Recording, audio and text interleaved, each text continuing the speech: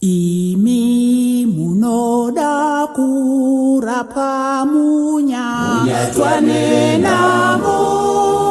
mukutambudzwa kwepfungwa nemosha yemo makanzwa izvo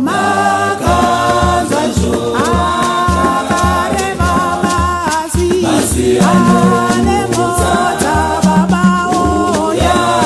imesema netandimu imupesoro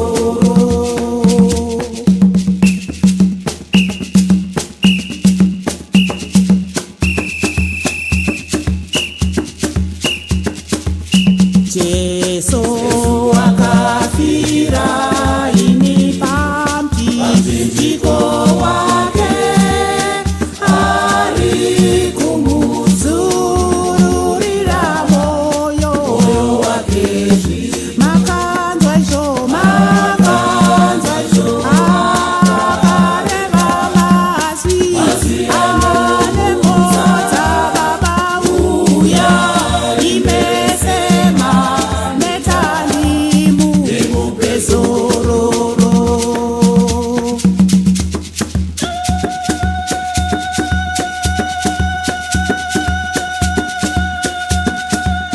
Jesu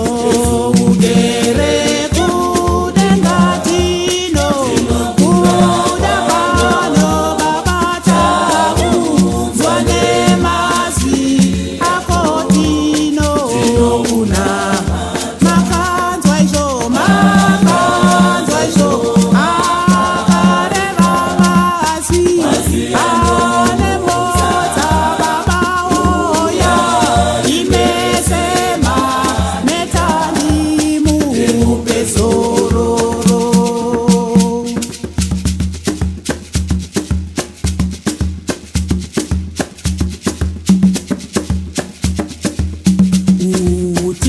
utisukise ngero paraka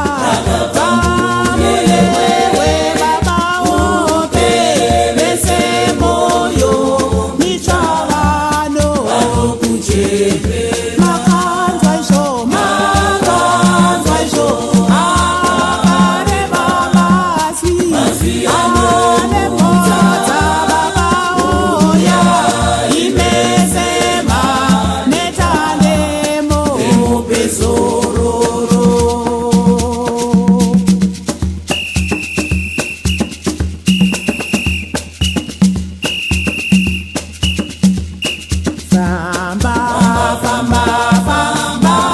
famba iwe zvinyoronyoro baba famba iwe famba zvinyoronyo famba zvako famba zvinyororo iwelere